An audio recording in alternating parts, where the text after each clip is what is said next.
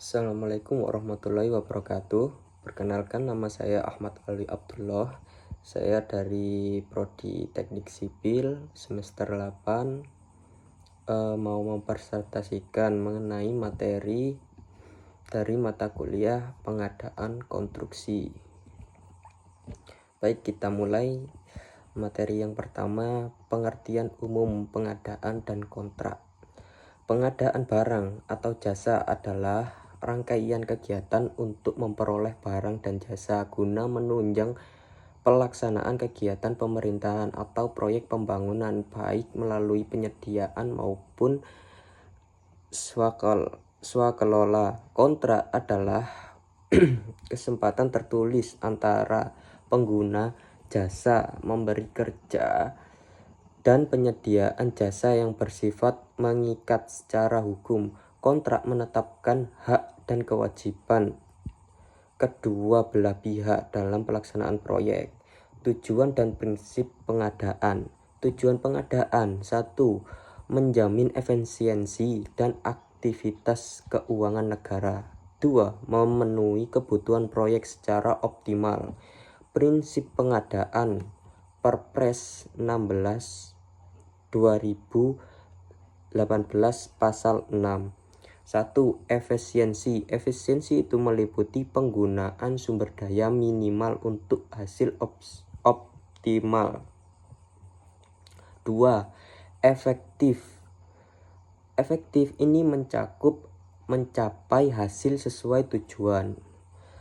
3. Transparan. Transparan ini artinya terbuka untuk publik. 4. Akuntabel. Akuntabel ini bertanggung jawab secara hukum atau moral. 5. Adil dan tidak diskriminatif, yang berarti memberikan kesempatan yang sama bagi semua peserta. Nomor 6. Terbuka dan bersaing, artinya mendorong kompetensi yang sehat.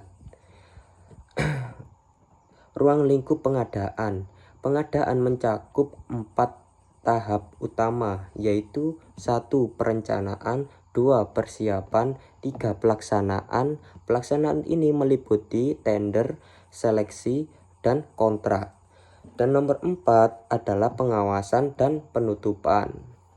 Jenis pengadaan. Jenis pengadaan ada 4: pengadaan barang, pengadaan pekerjaan konstruksi, pengadaan jasa konsultasi, dan pengadaan jasa lainnya. Metode pengadaan untuk barang atau konstruksi. Metode pengadaannya terdiri dari 5. 1. Tender umum atau terbuka. 2. Tender cepat. 3. Pengadaan langsung. 4. Penunjukan langsung. Nomor 5. E-purchasing. Untuk jasa konsultansi ada 3, yaitu seleksi umum, 2. Pengadaan langsung, 3. Penunjukan langsung. Untuk proses dan tahapan pengadaan, mengacu pada Kepmen PUPR nomor 28 KPTS M 2019. Proses pengadaan terbagi menjadi: A. Rancangan umum pengadaan RUP, disusun oleh PA atau KPA berdasarkan identifikasi kebutuhan, alokasi anggaran, dan kebijakan umum. B. Rencana pelaksanaan pengadaan RPP, disusun oleh PKK yang mencakup spesifikasi teknis atau KAK. 2. HPS, harga perkiraan sendiri. 3. Rancangan kontrak. C. Review RPP dan penyusunan RPLP, rencana pemilihan penyediaan, dilakukan oleh Pokja atau UKPBJ. Meliputi 1. Evaluasi spesifikasi HPS dan dokumen kontrak. 2. Penjadwalan seleksi dan pelaksanaan tender. Kita masuk ke jenis-jenis kontrak. Jenis-jenis kontrak. 1. Ada kontrak umum. Kontrak lumsum. Kontrak lumsum itu kontrak apa? Yang meliputi harga tetap dan ruang lingkup pasti. 2. Resiko tanggung penyedia. Resiko ditanggung penyedia. Terus selain kontrak lumsum, 2 adalah kontrak harga satuan. Kontrak harga satuan ini contohnya seperti apa? Contoh kontrak harga satuan adalah 1. Berdasarkan volume pekerjaan aktual. 2. Cocok untuk pekerjaan yang volumenya belum pasti. 3. Kontrak gabungan. Kontrak gabungan ini meliputi kombinasi lumsum dan harga satuan. Jadi kontrak lumsum dan kontrak harga satuan itu dijadikan satu menjadi kontrak gabungan. Ya, yang keempat adalah kontrak terima jadi atau turnkey. Jadi seluruh pekerjaan diserahkan setelah selesai penuh. Itu merupakan kontrak terima jadi. Nomor 4 adalah kontrak payung. Apa sih kontrak payung itu? Kontrak payung adalah berlaku dalam jangka waktu tertentu, volume atau waktu belum pasti, yaitu ciri-ciri kontrak payung. Kita masuk ke kontrak berdasarkan waktu penugasan.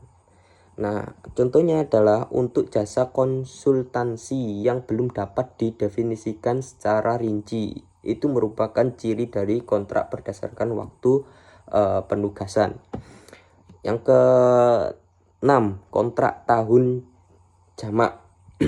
Nah, kontrak tahun jamak ini contohnya adalah pekerjaan yang melampaui 1 tahun anggaran, maksimal 3 tahun. Jadi kontraknya itu panjang. Nah, ketika kita masuk ke bab etika dan tata nilai pengadaan. Etika dan tata nilai pengadaan. Nilai-nilai yang dijunjung. 1 adalah integritas.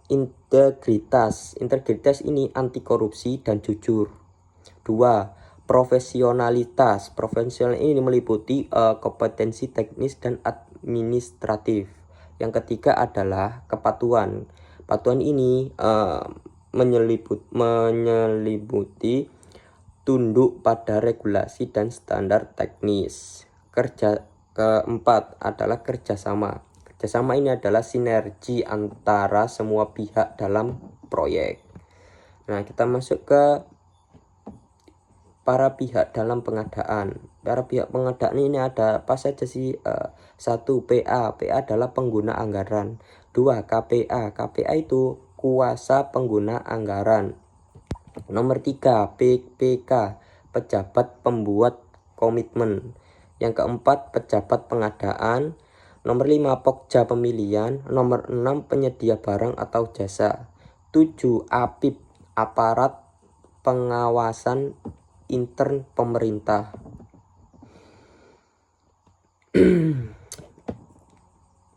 Nah, kita masuk ke prinsip value of money, VOM. Konsep VOM menekankan pada 1. Efisiensi, efektivitas dan penggunaan ekonomi sumber daya. 2. Pendekatan yang proporsional terhadap resiko dan kompleksitas. Nomor 3 adalah pemilihan metode dan jenis kontrak yang tepat. Nomor 4, evaluasi berdasarkan biaya dan siklus hidup dan nilai manfaat. Dokumen pengadaan. Nah, dokumen pengadaan ini apa saja sih? Komponen utama dokumen adalah 1. Building procedure yang terdiri dari instruksi, kriteria evaluasi, dan formulir. Nomor 2 adalah works requirements, terdiri dari spesifikasi teknis, gambar kerja, dan persyaratan K3. Nomor 3 adalah conditional of contract. Nah, ini terdiri dari syarat umum dan khusus format kontrak. Nah, pengadaan proyek konstruksi merupakan sistem kompleks yang menuntut 1. Perencanaan yang matang. 2. Etika dan prinsip transparan. 3. Pengelolaan resiko kontraktual. 4. kepatuhan terhadap peraturan perundang-undangan. Semua aspek pengadaan dan kontrak harus ditangani dengan profesionalisme tinggi untuk menjamin keberhasilan proyek secara teknis, keuangan, dan hukum.